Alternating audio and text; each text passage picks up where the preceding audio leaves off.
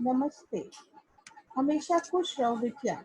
This is JVN Dr. Lily Trivedi, and today I am going to deliver a lecture on ecological pyramids. Now, what are ecological pyramids? Now, ecological pyramids are, as you know, they are pyramids which have been formed due to the ecosystem variation. Now, when we come to the first pyramid, as you can see, we have they are formed due to we have the pyramid of number, the pyramid of biomass, the pyramid of energy. Now, as we let's revise once again, what is ecosystem? It is the sequence of eating and being eaten in an ecosystem is known as food chain. Now, all organisms, as we all know, they are functioning, they are either being eaten or they are eating. So this is a natural system of the ecosystem. Now we have in the food chain the grasshopper is eating the grass and the frog is eating the grasshopper, snake is eating the frog and the hawk is eating the snake. So this type of food chain is found in the grassland ecosystem.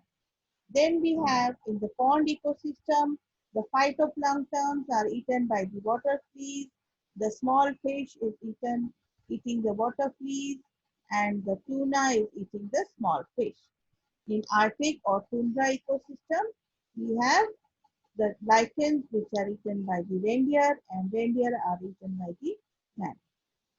Now, we have the tropical levels in the food chain. Now, this is known as a pyramid, which shows the number. Here we are showing the number, the pyramid of number.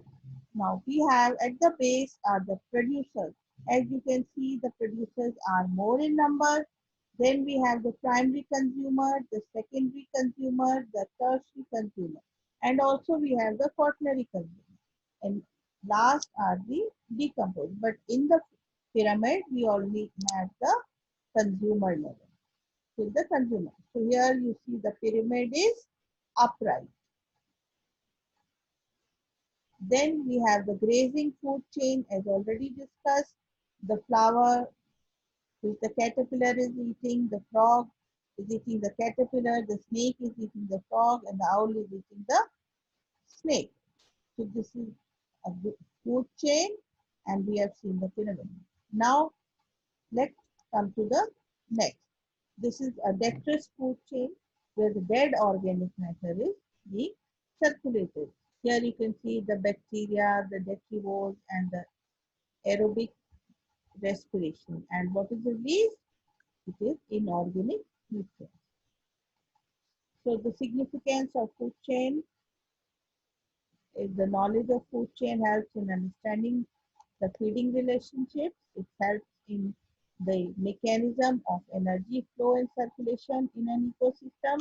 It also helps to understand the movement of toxic substances and problems associated with biological magnification in an ecosystem. Now, after food chain, we have food web. What is food web? Now, when the food chain is interconnected at different trophic levels, that is known as food web. So, there are a number of options of how it is being eaten. So, here you can see how interconnected the food web is. Now, food web in a terrestrial and aquatic ecosystem. So, as discussed earlier, here it is given. Now, what is the significance of food chain and food web? They help in is an important tool in the understanding of plant and foundation and life, nourishment, oxygen. They provide stability. They distinguish between the producer and consumer. So they help in maintaining and regulating energy flow and nutrient cycling. They also help in maintaining ecological balance and they show the unique property of biological magnification. Now we come to the ecological pyramids. They are the graphical representations of the trophic structure of an ecosystem. And what are the trophic levels? Are the feeding positions in the food chain, such as primary producers, herbivores, primary carnivores, secondary carnivores, and etc.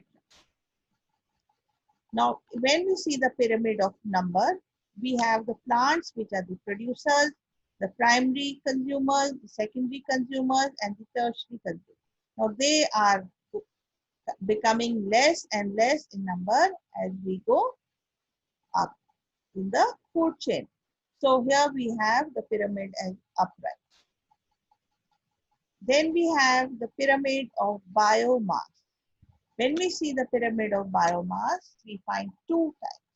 In a terrestrial ecosystem, it is upright, whereas in an aquatic ecosystem, it is inverted pyramid. Why? Because in a terrestrial ecosystem, the number of producers, biomass is more. That is about, so let's take 1000 kgs of producers. And the herbivores which are eating them are 100 kg. And the primary carnivores which are eating, they are 10 kg. And the top carnivores are of 1 kg. Now, in the aquatic ecosystem, if we find the producers are the phytoplankton and zooplankton, their biomass is very less, 4 gram per meter cube square. The herbivores, again, we have the fishes are bigger than the phytoplanktons.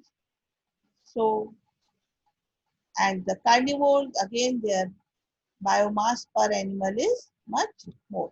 So, here it is inverted. Then we have the pyramid of productivity or the pyramid of energy. It is always upright because the maximum energy, that is the producer, that is the sunlight. At every trophic level, energy is lost.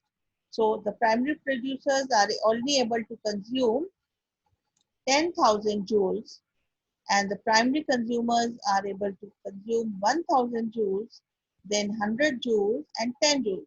So at each level, the energy is being lost. So we have an upright pyramid of productivity or pyramid of energy. So this is the reference from which I have taken, and this is the book. So I thank you all. This session was powered by digital version 2.0 of Jyoti Vidyapeeth Women's University. Hope you are satisfied with my digital session. If you have any query, please comment in the comment section. I will resolve it soon. Thank you and namaste.